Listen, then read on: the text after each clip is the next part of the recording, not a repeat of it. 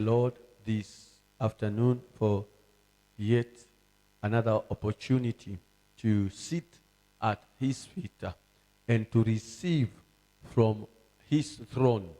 And where the word of the King is, there is power. There is power for transformation this afternoon, even where you are, because our God is an omnipresent God. He is here with us and together with you, wherever you are. We welcome you in Jesus' mighty name. And Jesus cried and said in John 19, verse 30, that it is finished. And what he meant by those words is what we are desiring to understand, that we might be able to walk in the reality of the finished work of Christ at the cross. What he meant is elaborated in the book of Galatians chapter 3, verse 13, where the Bible tells us that Christ has redeemed us from the curse of the law. So when he shouted and cried at the cross, being his last words, he meant that he has brought into completion the work of redemption. And he did it once and for all. That is what the Bible tells us in Hebrews chapter 9, verse 12. He obtained unto us eternal redemption. Eternal. It was not for a moment or for a season or for a time, but it is eternal. Why? Because God is eternal. And whatever he does eternally. So the Bible clarifies and dictates to us that the redemption was eternal. And that is why we are commanded in Psalms 107, verse 2, let the redeemed of the Lord say so, whom he has redeemed from the enemy. We have been redeemed from our enemy. And so we have a reason to confess, proclaim, and prophesy the redemption that has taken place into our lives. For we are no longer in the hands of the enemy. We have been redeemed. We are the redeemed of the Lord. And so we say that Jesus bled 7 times from his body. And number 7 is the number of completion, the number of perfection. In other words, the work that Jesus declared at the cross and said that it is finished, it was a perfect work. It was a complete work. He neither left anything for anyone to conclude. It was finished perfectly in Jesus' mighty name. And you will understand in the book of Matthew 27, verse 2. The Bible says that when Judas came with the servants of the Pharisees and the rulers of the Jews to arrest him, the Bible tells us that after Judas had kissed him, then they bound him. They bound him. He was bounded. And today, we want to look at what happened to the hands of Jesus. Because this is what the enemy did at the Garden of Gethsemane. He was bounded, his hands, and the Bible says he was led away. Why? Because there are 3 areas in the life of a believer that the devil is always after. Number 1, he is after our thinking. Because the Bible tells us, as a man thinketh in his heart, so is he. So the enemy is after our thinking. Why? Because our thinking is the production center of the blessing of God. The Bible tells us in Ephesians chapter 1 verse 3, blessed be the God, the Father of our Lord Jesus Christ, who has blessed us with all spiritual blessings in the heavenly places in Christ Jesus. We are already blessed, but these blessings are in spiritual form. And now, for them to be translated from the spirit world in the heavenly realms and be manifested in this world, three things, three parts in a believer's body are essential for the manifestation of that blessing. And that is the heart, number one, because that is where our thinking is produced. And so the enemy is always after our heart as our production center of the blessing of God as we process it to manifest it here on earth. So the heart is the manifestation, the heart is the production center of the blessings. Number two, the enemy will go after our mouths. Why? Because it is with the heart that a man believeth and he is justified. And with the mouth he maketh confession unto righteousness, unto holiness, unto salvation. Confession is made unto salvation with our mouth. So whatever that has been produced in our hearts as our production center, then it has to be released through our mouth as the creative force, the word as the creative force. So the enemy will go after our words because he understands that our mouth is the creative force. When we release what we believe in our hearts, which is our production center, then a creation will take place. And number three, and that is what we want to look this afternoon. Number three, the enemy will go after our hands. Why our hands? Because we have seen in Matthew 27 verse 35, 27 verse 2, Matthew 27 verse 2, after the Jews, the leaders, the Pharisees, they arrested Jesus, they bound his hands. Why? Because the hands are the manifestation channel. The hands are the manifestation channels in where the blessings are manifested. And so today we want to look at our hands, because we know when Jesus hanged at the cross at Calvary, the Bible says that his hands were nailed at the cross. And so there is blood that was shed from the hands of our Lord, that it might justify our channel of our blessing as it is manifested in our hands, in order that we might prosper. And so we need to understand that the hands of the Lord were pierced and blood was shed, so that our hands, whatever they find to do, will be blessed, and that it will prosper. The enemy will go after our hands because he knows that our hands will manifest the blessings of God in our lives. And that is why they bound Jesus.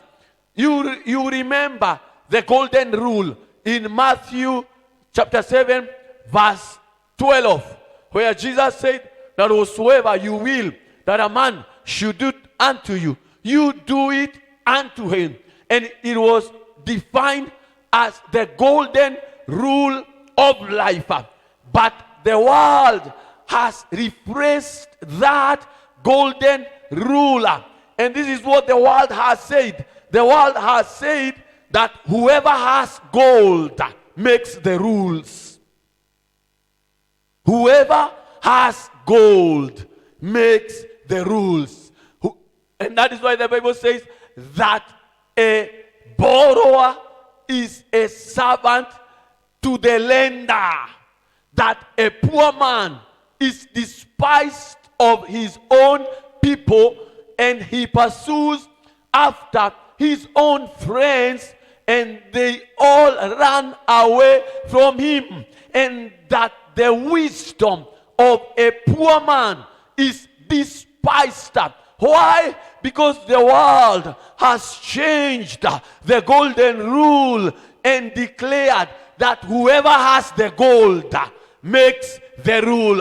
And it is time that we as the church understand this phrase of this world, that whoever has gold makes rules.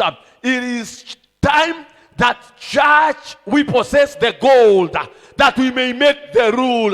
For whoever makes the rules call the shots. Whoever makes the rules determines the condition. Whoever makes the rule determines whatever will go on. So it is that he that has the gold that makes the rules. And we will understand that when we look at the book of Haggai. Haggai chapter 2 verse 6 and 9. And we will see God determining and declaring what he is about to do in this end time. The end times that we are in.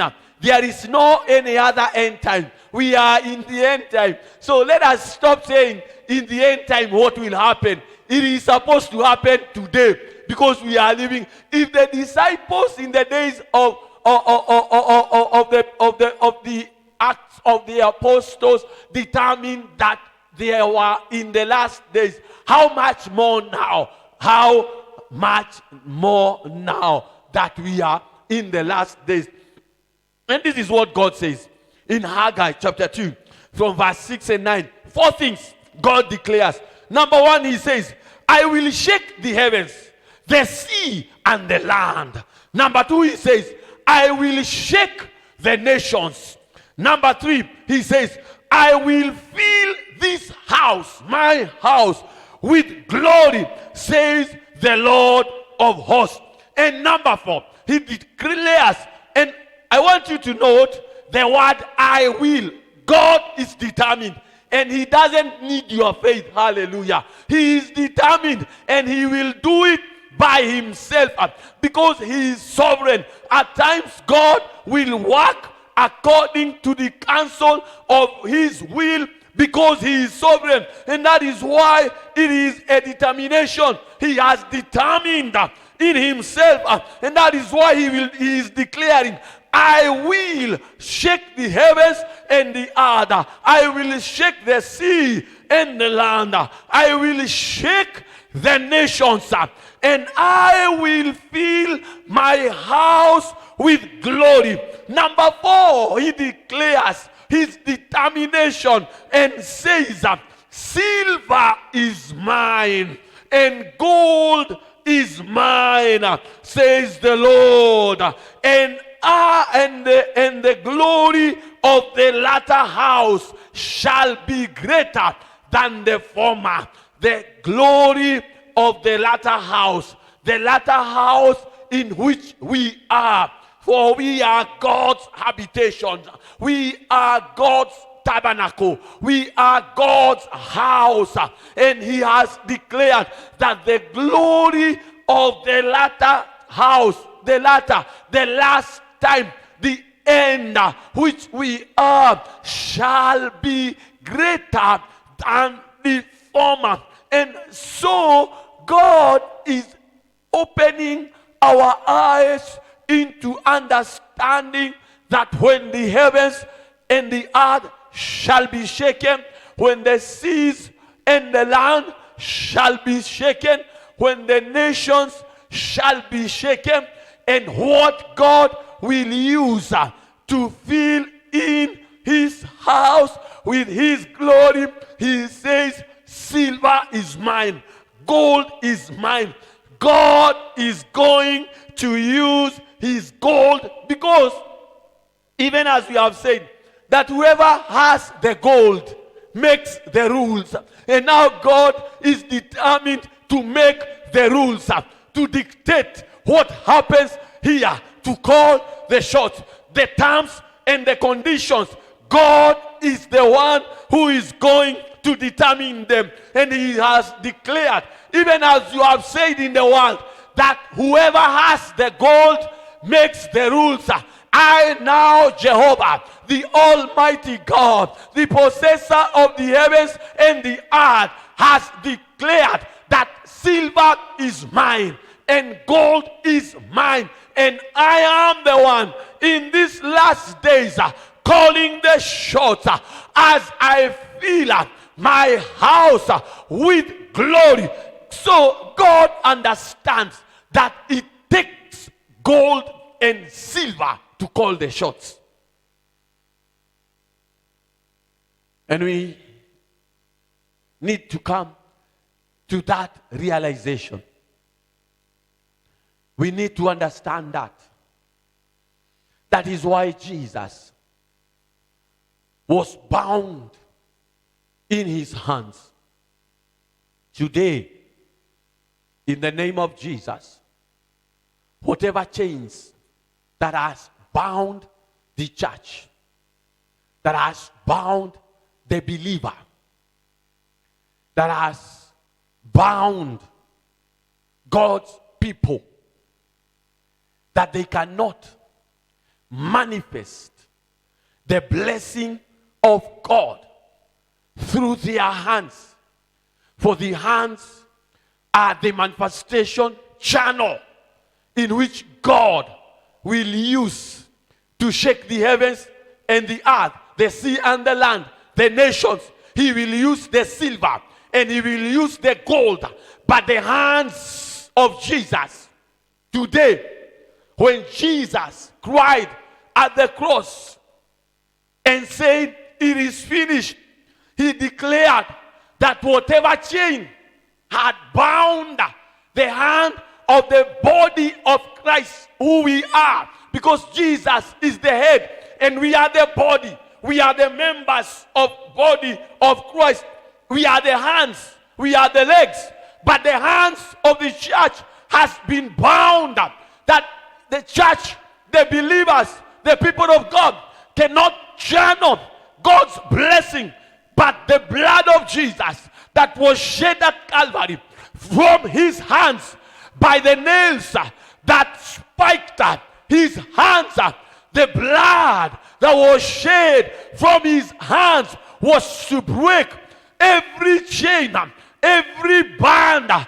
every yoke, everything that has held the hands of the church of God's people. And today we are declaring that we are free. We are free in the name of Jesus Christ from any bondage in our hands to prohibit us to channel the God's blessing into our lives. And that is why God is saying today, in the name of Jesus, in Deuteronomy 8 verse 18, that remember that it is God who gives you power by the blood of Jesus Christ, where there is power, wonder-working power in the blood that was shed from his hands. We have been given power to make wealth, For it is God who gives us power to make wealth through water, through the shedding of the blood of Jesus at Calvary, at the cross. From his hands were spiked up, blood was shed that our hands might receive power to channel the blessings of God. Power, we have power to make wealth and to establish God's covenant in our lives. In Deuteronomy 28 verse 12, the Bible says, and the Lord God shall open unto thee his good treasure in heaven. God has already opened his good treasure in heaven. And the Bible says, continues, and he shall bless because of the open heaven and the treasure of heaven through the blood of Jesus Christ that was sprinkled and has set our hands free. We are free in our hands. We have been given power, and this power has come as a result of God's blessings. And the Bible says, and to bless the works of our hands. The work of our hands are blessed, and we have been loosed by the power in the blood of Jesus that was shed from his hands. Our hands have received power through water, power through the blessing of God. Which blessing? Because God has opened the treasure of heaven. And in Ephesians 1 verse 3, even now you have said that blessed be the God, the Father of our Lord Jesus Christ, who has blessed us. The treasure is in heaven has been opened unto us, and now we are blessed. And it is through our hands that we shall channel what? Channel that blessing, that spiritual blessing. In heavenly places, it is spiritual. But when we receive the word of God concerning the blessing of God upon our hands, and we believe in our hearts, for it is with the heart that a man believeth. When we believe in our hearts, we have said, is the production center of the blessing, to translate it from the heavenly realms spiritually and bring it into our hearts after we have received it into our hearts by believing. Then we confess with our mouth, for our mouth is the creative force to release that which is in our hearts. For from the abundance of the heart the mouth speaketh. Now we are speaking of the blessing of God that we have been empowered with, and now it is through our hands. Then we will channel that manifestation of the blessing into our lives in the name of Jesus Christ. Hallelujah. And the Bible says, thou shalt lend and you shall not borrow. We are not called to borrow, but to lend. We shall lend to nations. Hallelujah. Psalms 90 verse 17. This is how God is establishing his covenant with us through the power that he has given unto us to make wealth. It is in Psalms 90 verse 17 where it says, and let the favor of the Lord our God be upon us. The favors in that word favors, another version says beauty, another version says beauty, but the Bible says that, and let the favors, that word favor it is plural. It is in plural, not in singular.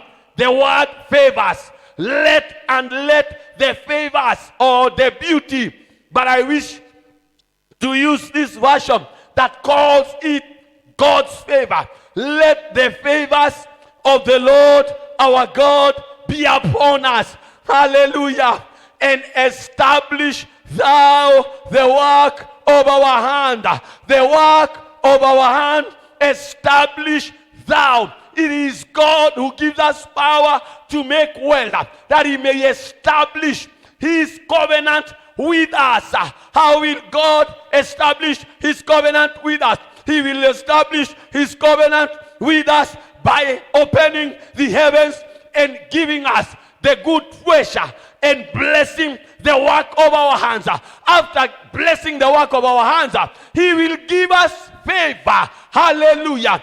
Favor, favor. The favor of the Lord. Oh yes, we cannot exhaust that word when we are talking of the favor of the Lord, because the favor of the Lord will always accelerate the process of whatever our hands will find to do. God's favor upon our lives, that wherever we go, we will prosper. Wherever we put our hands to do, it will prosper, because the favor of the Lord is upon us.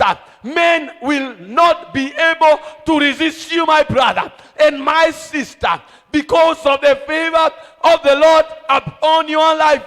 You will be irresistible. They will not reject you in the marketplace, for you are irrejectable because of the favor of the Lord upon your life. You are a force to reckon with.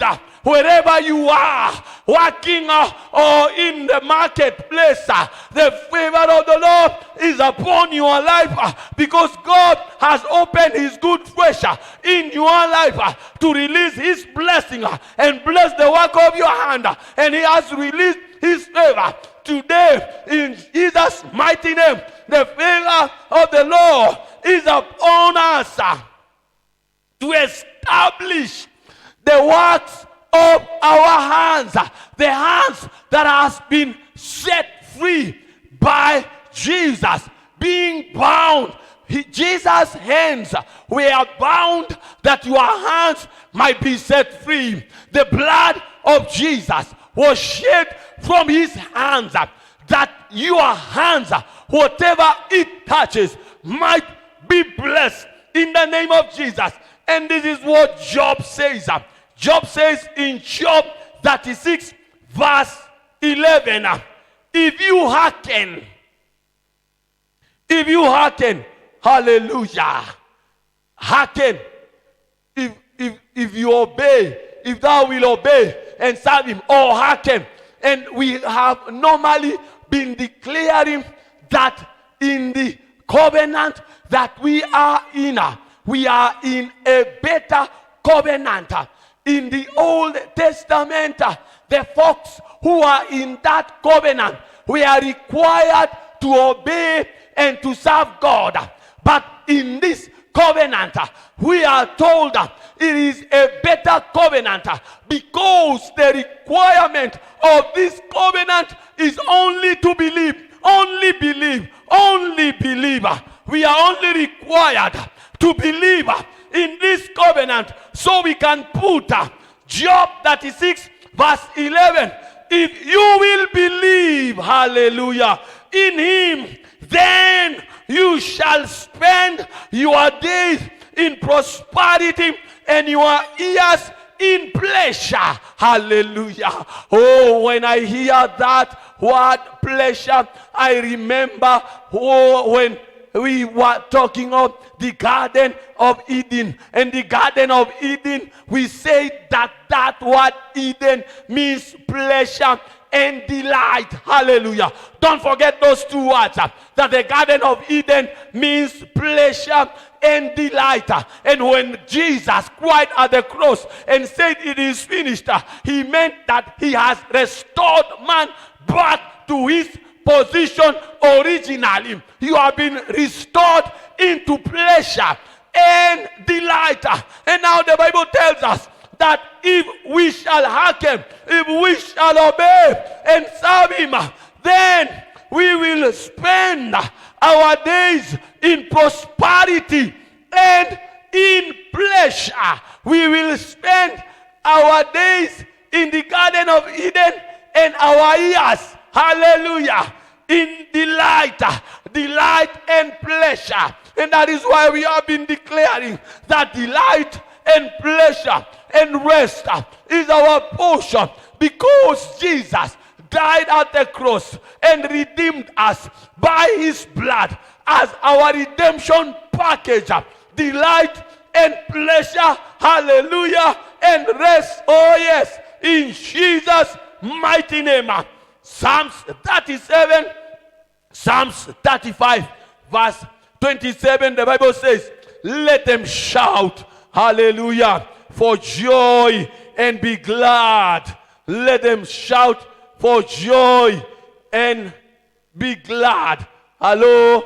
Let them shout for joy and be glad that favor the righteous cause of the righteous cause. Yeah, let them say continually, the Lord be magnified, which had pleasure in the prosperity of his servants. God has pleasure.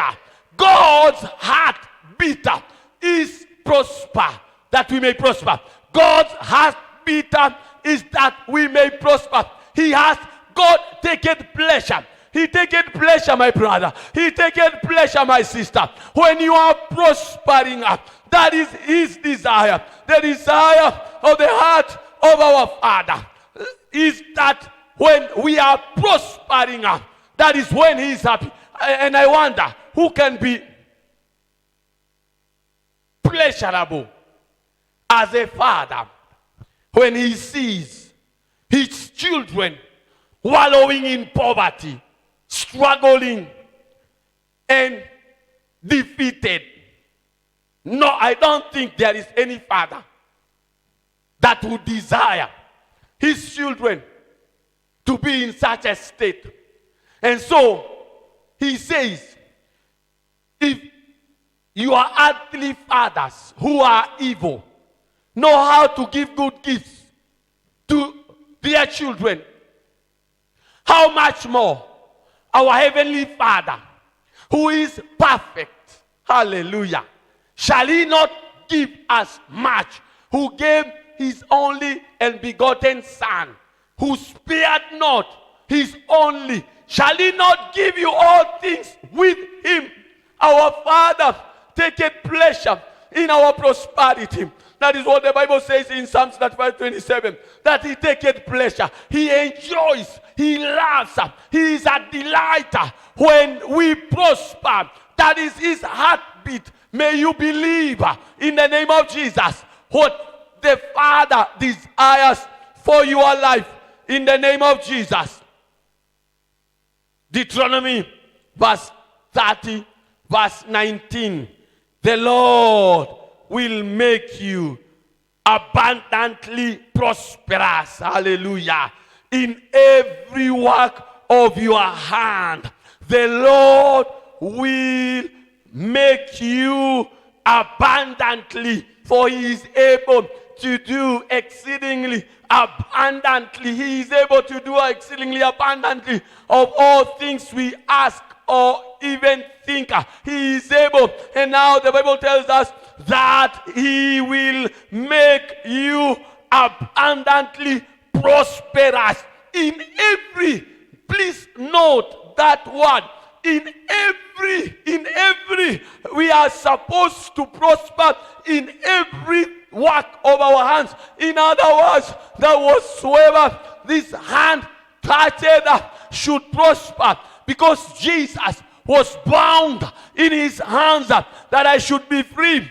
Jesus, his hands was spiked and blood was shed from his hands that my hands be redeemed. That whatsoever I touch, that is what I believe, it should prosper in every work of your hand. And it continues to say, in thy fruit of your body, hallelujah, that there shall be no barrenness. continues to say, in cattle and in land and in goods, the Lord again delights in prospering you, even as he delighted in prospering your fathers. God delighted in prospering our fathers. Speaking of the patriarchs, speaking of Abraham, Isaac, and Jacob, God delighted in prospering them.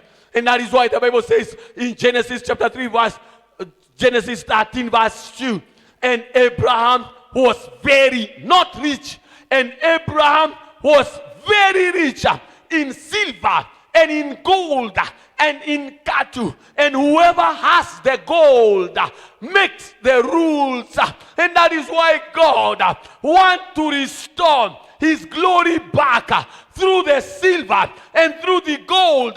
And that is why he is saying, silver is mine and gold is mine. For the world has determined that whoever has the gold makes the rules. We as the church, we ought, hallelujah, to believe in our fathers, even as they were blessed. For the Bible says, Christ has redeemed us from the curse of the law, that the blessing of Abraham, who was rich in silver and in gold and in cattle, might come upon us. I am about to be through. Let me finish with Zechariah verse 1. Zechariah chapter 1 verse 17. This is what the Bible declares. God speaking, and he cried and says, "Thus says the Lord of hosts, my city shall through prosperity," the city of God, who we are, the city on a hill that cannot be hid, for we are the city of God. That is what Jesus said, that the church is the city on a hill that cannot be hid. And now God declared in Zechariah 1 verse 17 that my city shall again, through prosperity, it is through prosperity that we shall spread abroad. We shall spread abroad through prosperity, through the works of our hands. Our hands have been set free to channel the blessings of God in whatever that we do, for that God may establish his covenant with us. We will continue praying. We will continue fasting. We will continue evangelizing. We will continue reaching out to the lost. But God has declared that my city, my church, my house shall spread abroad through prosperity. It is through prosperity that we shall reach out to the lost. For who would want to associate himself with the poor? Nobody wants to be associated with the poor. And more so, I don't think that there is anybody that would wish to be associated with a poor God that cannot help him. And so, God has promised to prosper the works of our hands, so that we might evangelize, we might be witnesses. Not that we might go witnessing, shouting in the streets, but by his prosperity. And this is what he told Abraham. As I finish, Abraham in Genesis chapter 12 verse 2. I am reading from the Amplified Version.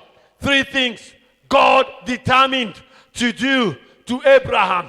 Number 1, he said, I will make you a great nation. I will bless you, meaning with abundant increase of favors. Abundant increase of favors.